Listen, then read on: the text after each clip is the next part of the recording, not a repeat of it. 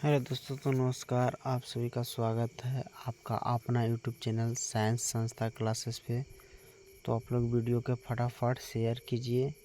और आज फिर हम 100 GK/GS महत्वपूर्ण जो बायोलॉजी का है लेकर आए। एक ही वीडियो में आज हम लोग 100 वो करेंगे। तो चलिए हम लोग अपना क्वेश्चन की ओर चलते हैं। हमारा क्वेश्चन कर रहा है, शरीर की सबसे बड़ी ग्रंथि कौन है? शरीर की सबसे बड़ी ग्रंथि कौन है? तो इसका आंसर हो जाएगा यकृत। शरीर की सबसे बड़ी ग्रंथि क्या चीज़ है? तो ये हो जाएगा यकृत। शरीर का सबसे बड़ी ग्रंथि है। हमारा नेक्स्ट क्वेश्चन है कि मनुष्य के मादा जनन अंग में किस हार्मोन का स्त्राव होता है? तो मनुष्य के मादा जनन अंग में रिलैक्सिन हार्मोन स्त्रावित होता है। कौन सा हार्मोन स्त्रावित होता है? तो रिलैक्सिन हार्मोन। मनुष्य के मादा जनन अंग में हार्मोन का स्त्राव होता है रिलैक्सिन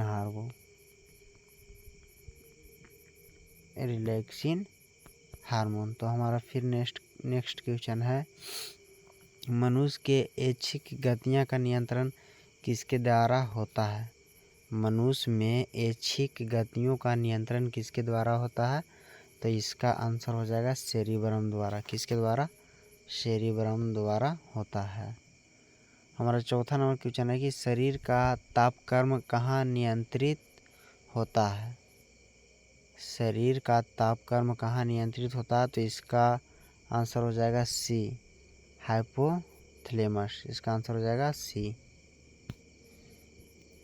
हमारा 5 नंबर क्वेश्चन कह रहा है कि अमीबा में भोजन का अंतग्रहण किसके द्वारा होता है? तो इसका आंसर हो जाएगा कुटपाद। क्या चीज़ हो जाएगा? कुटपाद। इसका आंसर हो जाएगा कुटपाद। आंसर ये सही है। हमारा 6 नंबर क्वेश्चन कर रहा है कि निम्न में से कौन सा एंजाइम लार में पाया जाता है? निम्न में से कौन सा एंजाइम लार में पाया जाता है? तो ये सभी लोग जानते होंगे कि हमारा निम्न में कौन सा एंजाइम लार में पाया जाता है। तो इसका आंसर हो जाएगा टाइलिन। आंसर नंबर सी। हमारा 7 नंबर क्वेश्चन कर रहा है कि वह प्रक्रिया जिसके द्वारा मनुष्य श्वास ग्रहण करता है तथा छोड़ता है वह क्या है? तो इसका आंसर हो जाएगा बी, श्वासोच्छ्वास। क्या आंसर सही हो जाएगा इसका? बी। हमारा 8 नंबर क्वेश्चन कर रहा है कि ऊर्जा उत्पादन के लिए कोशिका प्रायः किसका उपयोग करती है? ऊर्जा उत्पादन के लिए कोशिका प्रायः किसका उपयोग करती है? तो इसका आंसर हो जाएगा ग्लूकोज। आंसर नंबर बी सही होगा। तो आप लोग वीडियो को शेयर करते रहिए अपने दोस्तों के साथ ग्रुप में, और लाइक करिए। और कैसा लगता है आपको वीडियो कमेंट में बताएं। हमारा 9 नंबर क्वेश्चन कर रहा है कि किस अभिक्रिया द्वारा पौधे में ऑक्सीजन बाहरी वातावरण में कोशिकाओं में पहुंचाता है? तो इसका आंसर हो जाएगा बी, विसरण। क्या हो जाएगा? Answer B. हमारा 10 नंबर क्वेश्चन कर रहा है कि श्वसन की अभिक्रिया में खाद्य पदार्थों की परिणति क्या होती है? तो इसका आंसर हो जाएगा ए, विघटन। क्या होता है? ये विघटन। 11 नंबर क्वेश्चन कर रहा है कि खाद्य पदार्थों में पौधे में स्थानांतरण का मुख्य रूप कौन सा होता है? तो हमारा खाद्य पदार्थों में पौधे का मुख्य स्थानांतरण रूप होता है, वो क्या होता है? सुक्रोज। आंसर नंबर सी सही होगा। क्या? Sucrose. Answer number C, sucrose. हमारा 12 नंबर क्वेश्चन करा, एक स्वस्थ मनुष्य का रक्तचाप होता है 120/80। इसका आंसर हो जाएगा बी। 13 नंबर क्वेश्चन है कि मनुष्य के मस्तिष्क की सबसे बाहरी झिल्ली है। तो मनुष्य का सबसे जो मस्तिष्क का जो बाहरी झिल्ली होता है उसको हम लोग क्या कहते हैं? ड्यूरामीटर। क्या कहते हैं हमको? उसको ड्यूरामीटर। मनुष्य के सबसे बाहरी झिल्ली को हम लोग क्या कहते हैं? ड्यूरामीटर। चलिए 14 नंबर क्वेश्चन हमारा करा कि मनुष्य के सूंघने की क्षमता को नियंत्रित करता है, इसका आंसर हो जाएगा बी, धरानुद्री पाली। इसका आंसर हो जाएगा बी नंबर आंसर सही है। और 15 नंबर क्वेश्चन कर रहा है कि मनुष्य में बुद्धि एवं चतुराई का केंद्र है। तो मनुष्य में जो बुद्धि और चतुराई का जो केंद्र होता है वो हम किसको कहते हैं? तो सेरिब्रम को कहते हैं। मनुष्य को बुद्धि एवं चतुराई का केंद्र किसको हम लोग कहते हैं? तो सेरिब्रम को कहते हैं। चलिए हमारा 16 नंबर क्वेश्चन कह रहा है कि रक्त में ग्लूकोज की मात्रा नियंत्रित रहता है किसके कारण? रक्त में ग्लूकोज का मात्रा नियंत्रित रहता है क्यों? क्योंकि उस इंसुलिन के कारण।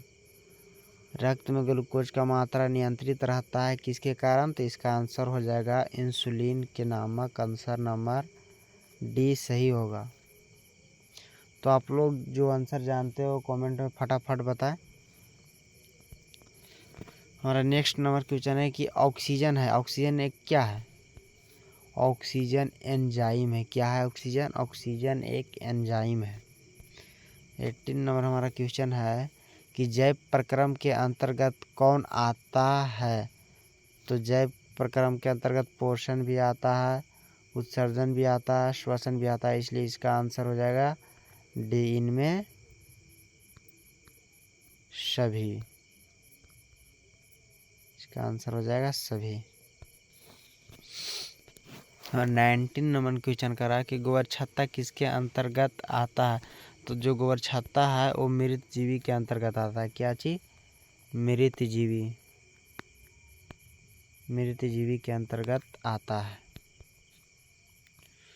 और 20 नंबर क्वेश्चन है कि वायुमंडल में सामान्यतः CO2 पाया जाता है। वायुमंडल में सामान्यतः CO2 पाया जाता है, तो इसका आंसर हो जाएगा वायुमंडल में कितना पाया जाता है? तो इसका आंसर हो जाएगा डी, 0.33%। 0.03%। वायुमंडल में सामान्यतः CO2 पाया जाता है कितना? 0.03%। इसलिए इसका आंसर हो जाएगा डी नंबर सही। नेक्स्ट क्वेश्चन है कि छाया में पनपने वाले पौधों को क्या कहते हैं? छाया में पनपने वाले पौधों को क्या कहते हैं? तो छाया में पनपने वाले पौधों को हम लोग सियोकाइट्स कहते हैं। क्या चीज कहते हैं? सियोकाइट्स। छाया में पनपने वाले पौधों को हम लोग क्या कहते हैं? सियोकाइट्स। हमारा नेक्स्ट क्वेश्चन है कि मनुष्य में मुख्यतः श्वसन अंग क्या होता है? तो मनुष्य का श्वसन अंग फेफड़ा होता है। निम्न में से कौन सी बीमारी श्वसन तंत्र से संबंधित है? तो इसका आंसर हो जाएगा डायरिया नहीं है, टीबी श्वसन अंग से संबंधित है, निमोनिया। तो इसलिए इसका आंसर हो जाएगा बी और सी दोनों। बी और सी दोनों।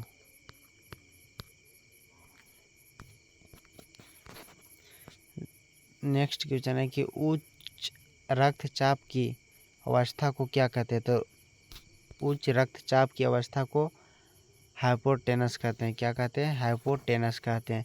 और 25 नंबर क्वेश्चन है कि मछलियों में उत्सर्जित पदार्थ क्या है? मछलियों में उत्सर्जित पदार्थ क्या है? तो इसका आंसर हो जाएगा अमोनिया। इसका आंसर क्या हो जाएगा? अमोनिया। उत्सर्जित पदार्थ अमोनिया है। हमारा 26 नंबर क्वेश्चन है कि पौधों में आवश्यकता से अधिक जल प्रक्रिया द्वारा बाहर निकाले जाते हैं। तो इसका आंसर हो जाएगा बी, वाष्पोत्सर्जन के द्वारा। क्या चीज़ के द्वारा? वाष्पोत्सर्जन के द्वारा। और निम्न में से किसी प्रकाश संश्लेषी अंगक कहते हैं किसको? निम्न में से किसे प्रकाश संश्लेषी अंगक कहते हैं? तो इसका आंसर हो जाएगा ए, पत्ती को हम लोग क्या कहते हैं? प्रकाश संश्लेषी अंगक। पौधे में गैसों के आदान प्रदान के लिए रहते हैं, तो इसका आंसर हो जाएगा रंध्र। पौधों में आदान प्रदान के लिए क्या रहते हैं? आंसर हो जाएगा आंसर बी, रंध्र। और नेक्स्ट क्वेश्चन है कि फेफड़ा का आकार होता है शंखाकार। शंखवाकार। हमारा फेफड़ा का आकार जो होता है वो शंखवाकार होता है। 30 नंबर क्वेश्चन, भोजन का पाचन किस प्रकार की अभिक्रिया है? भोजन का पाचन अपचय है। भोजन का पाचन किस प्रकार का अभिक्रिया है? तो इसका आंसर हो जाएगा अपचय है। 30 नंबर क्वेश्चन है कि हार्मोन शब्द का नामकरण किसने किया था? हार्मोन शब्द का नामकरण किसने किया था? तो इसका आंसर हो जाएगा बेलिस एवं स्टालिन। बेलिस एवं स्टालिन। और नेक्स्ट नंबर क्वेश्चन है कि पृथक्करण का नियम किसने दिया था? तो पृथक्करण का नियम हमारे मेंडल साहब ने दिए थे। पृथक्करण का नियम हमारे मेंडल साहब ने दिए थे। नेक्स्ट क्वेश्चन है कि जीव विज्ञान शब्द का प्रयोग सर्वप्रथम किसने किया था? तो जो हमारा जीव विज्ञान शब्द का प्रयोग सर्वप्रथम किए थे उनका नाम था लेमार्क तथा टेविरोनस ने। हमारा 34 नंबर क्वेश्चन है कि जीव विज्ञान के जनक के नाम से जाने जाते हैं। हम जीव विज्ञान के जनक आप पिता किसे कहते हैं? तो हम अरस्तु को कहते हैं। 35 नंबर क्वेश्चन है कि वनस्पति विज्ञान के जनक के नाम से जाने जाते हैं। तो इसका आंसर हो जाएगा थियोफ्रेटस। थियोफ्रेटस। और 36 नंबर है कि बॉटनी शब्द की उत्पत्ति किस भाषा के शब्द से हुई है? तो बॉटनी का जो उत्पत्ति हुई है वो ग्रीक शब्द से हुआ है। क्या चीज़ से? ग्रीक शब्द से। 37 नंबर है फाइकोलॉजी में किसका अध्ययन किया जाता है? तो फाइकोलॉजी में हम लोग शैवाल का अध्ययन करते हैं। फाइकोलॉजी में किसका अध्ययन किया जाता है? तो शैवाल का। 38 नंबर क्वेश्चन हमारा है कि पर्यावरण का अध्ययन जीव विज्ञान की किस शाखा के अंतर्गत किया जाता है? तो इसका आंसर हो जाएगा पारिस्थितिकी तंत्र के कारण। डेंड्रोलॉजी का संबंध है। तो इसका आंसर हो जाएगा झाड़ियाँ का अध्ययन से। डेंड्रोलॉजी किससे संबंध है? तो झाड़ियाँ से। पुष्पों का अध्ययन कहलाता है एंथ्रोलॉजी। पुष्पों का अध्ययन क्या कहलाता है? एंथ्रोलॉजी। पुष्पों का अध्ययन क्या कहलाता है? एंथ्रोलॉजी। इसका सी नंबर क्वेश्चन सही है, आंसर सही है। 41 क्वेश्चन करा कि वनस्पति संवर्धन से संबंधित विज्ञान की शाखा को कहते हैं।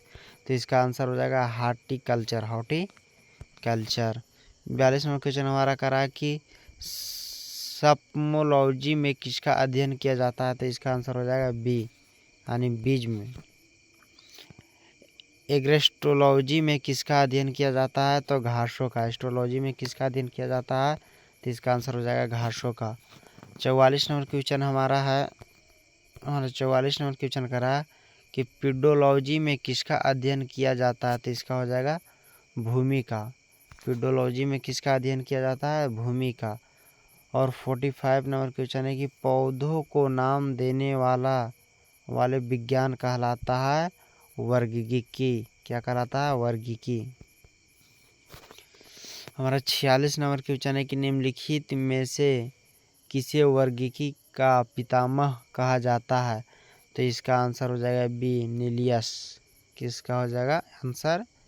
बी नीलियस। हमारा 47 नंबर क्वेश्चन कर रहा है कि सूक्ष्म जीव मिलते हैं। तो इसका आंसर होगा रेतीली मिट्टी में भी मिलते हैं, लवण युक्त पानी में भी, दलदल भूमि में। इसलिए इसका आंसर हो जाएगा सभी। डी नंबर आंसर इसका सही होगा। और 48 नंबर का रहा है कि विषाणु वृद्धि करता है। तो विषाणु क्या चीज़ में वृद्धि करता है? जीवित कोशिका में। मृत कोशिका में वृद्धि नहीं करता है। विषाणु जब भी वृद्धि करता है तो जीवित कोशिका में ही वृद्धि करता है। और 49 नंबर क्वेश्चन है कि साबूदाना किससे बनाया जाता है? तो इसका आंसर हो जाएगा साइकस। साबूदाना क्या चीज़ से बनाया जाता है? तो इसका आंसर हो जाएगा साइकस। फलों का अध्ययन कहलाता है पोमोलॉजी। फलों का अध्ययन क्या कहलाता है? पोमोलॉजी। इसका बी नंबर आंसर सही है।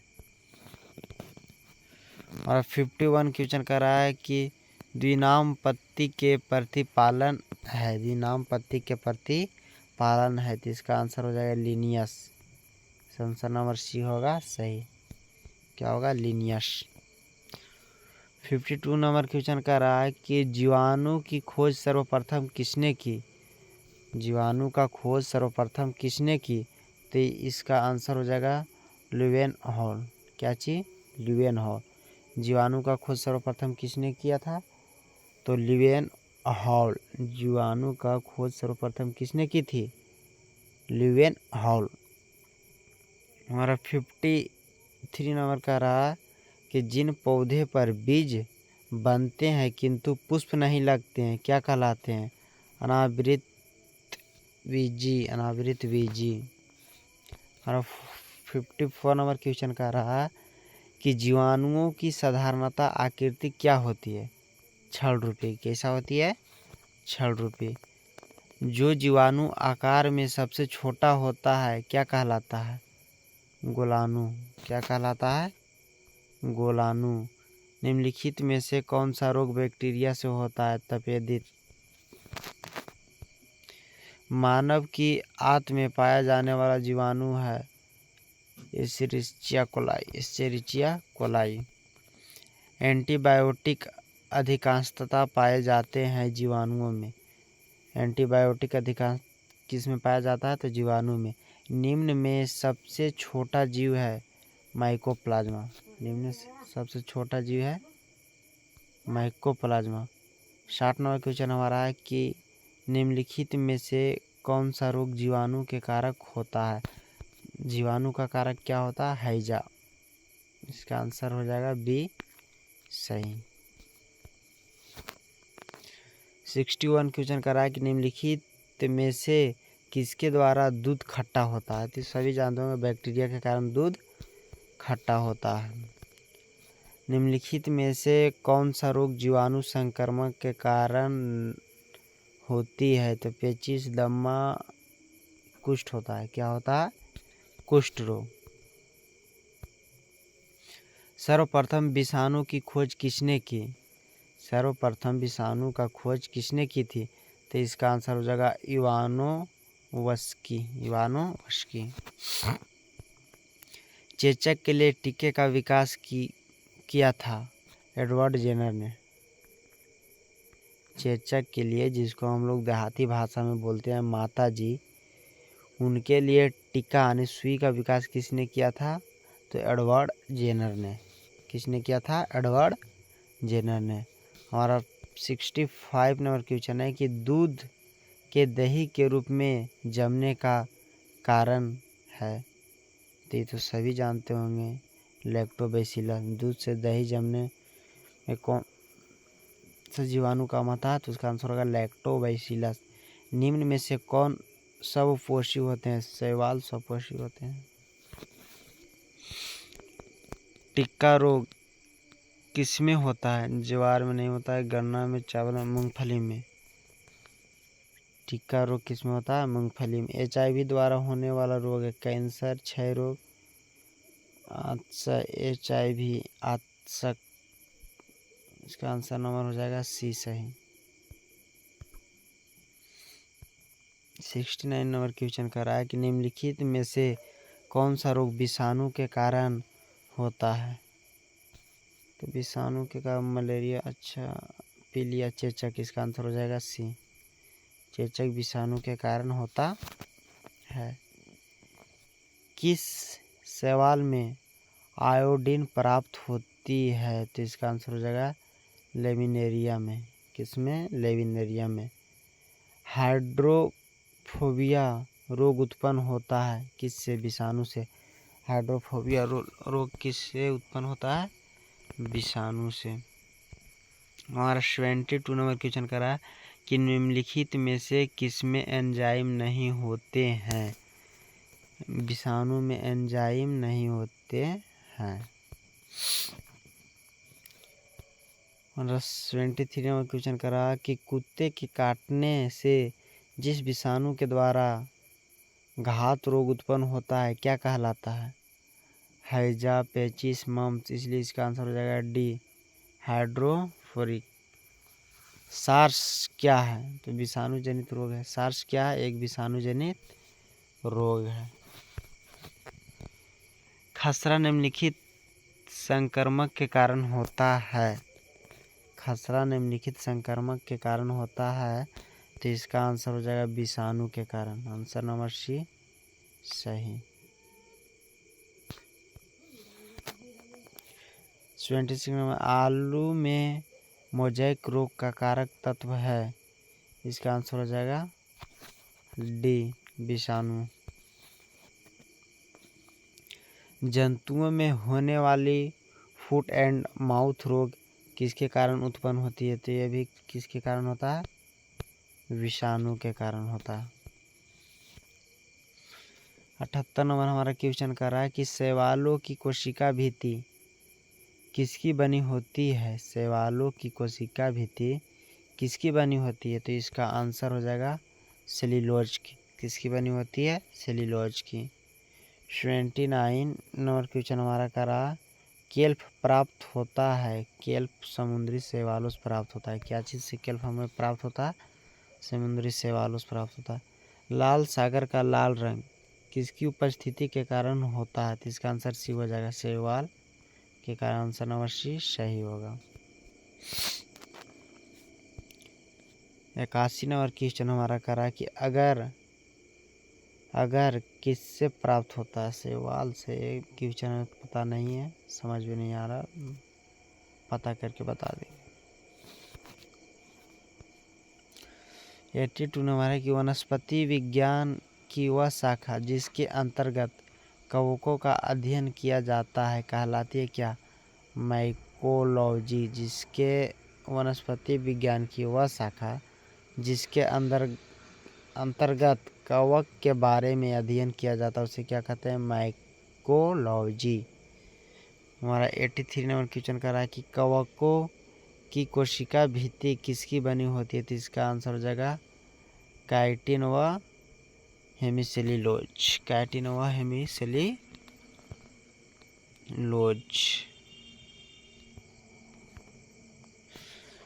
84 नंबर क्वेश्चन हमारा कर रहा है कि सभी कवक सैदब होते हैं। तो इसका आंसर हो जाएगा विविध पोषी। विविध पोषी। वृक्षों की छालों पर उगने वाले कवक कहलाते हैं कोटिकोलस। गोबर पर उगने वाले कवक कहलाते हैं क्रोपोस।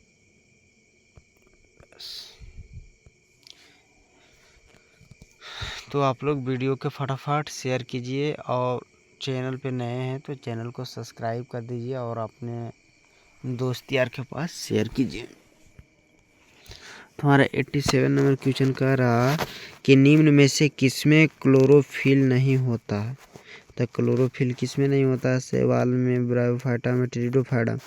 कवक किसका आंसर हो जाएगा? ए। इसमें क्लोरोफिल नहीं होता है। 88 नंबर क्वेश्चन कह रहा है हमारा कि खाली चट्टानों पर उगने वाले लाइकेन को क्या कहा जाता है? तो इसका आंसर हो जाएगा सेक्सिकोलस।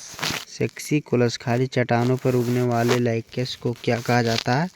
सेक्सिकोलस। इसका आंसर नंबर हो जाएगा हमारा सी सही। 89 नंबर हमारा क्वेश्चन है कि जापान में लोग किस लाइकेन को सब्जी के रूप में खाते हैं? तो इसका आंसर हो जाएगा बी इंडोकार्पन। इंडोकार्पन। मिर्गी की औषधि किस लाइकेन से प्राप्त होती है? तो इसका आंसर हो जाएगा परमेलिया। 91 नंबर हमारा क्वेश्चन कर रहा है कि बीजों की प्रकृति किसमें उत्पन्न हुई? जीवों की प्रकृति किसमें उत्पन्न हुई? तो इसका ए में आंसर है कवक, बी में है शैवाल, सी में टेरिडोफाइटा और डी में है ब्रायोफाइटा। तो हमारा आंसर क्या होगा सही? C number pteridophyta. 92 number question कर रहा है कि एजोला है एक, क्या है? एजोला एक जलीय फर्न है कि कवक है, शैवाल है कि लाइकेन है? तो इसलिए हमारा आंसर हो जाएगा ये जलीय फर्न है। एजोला क्या है? जलीय फन है। 93 नंबर हमारा क्वेश्चन कर रहा है कि निम्नलिखित में से किसे जैव उर्वरक के रूप में प्रयोग किया जाता है। तो इसका ए में आंसर है यूरिया, बी में है एजोला, सी में है खोई, डी में है क्लास्ट्रिडियम। तो इसका आप लोग आंसर फटाफट बताइए कमेंट में। तो इसलिए इसका आंसर हो जाएगा क्या, बी। सही आंसर क्या है, बी, एजोला।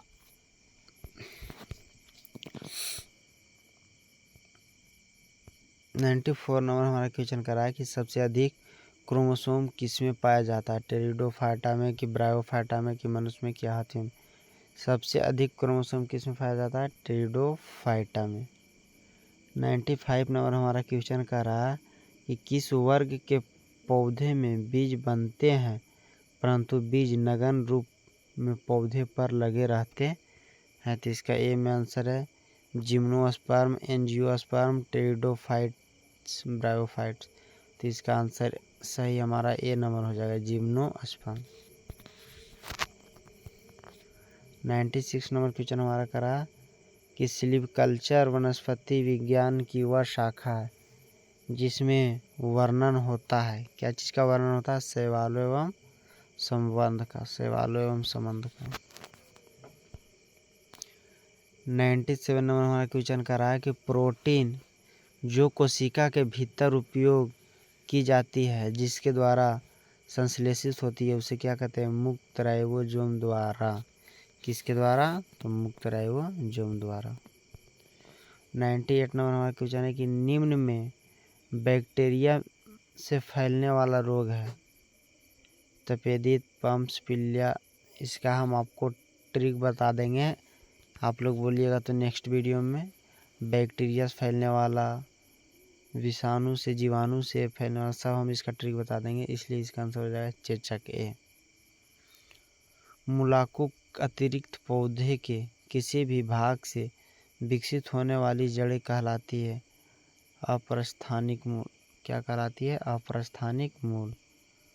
और 100 नंबर क्वेश्चन कर रहा है कि मूलाकुर से विकसित होने वाली जड़ें कहलाती है मूसला जड़ें, श्वसन जड़ें, तंतुमय जड़ें, मॉफ्निस जड़ें। तो इसका आंसर हो जाएगा ए, मूसला जड़ें। हमारा 101 नंबर क्वेश्चन है कि श्वसन मूल मिलती है। तो इसका आंसर हो जाएगा जूसिया में। तो हम लोग आज पूरा 100 वीडियो क्वेश्चन कवर किए हैं इस वीडियो में। इसी तरह से आपको नेक्स्ट वीडियो मिलेगा। आप लोग कमेंट में ज़रूर बताइएगा वीडियो कैसा लगा आप लोग के। जय हिंद, जय भारत।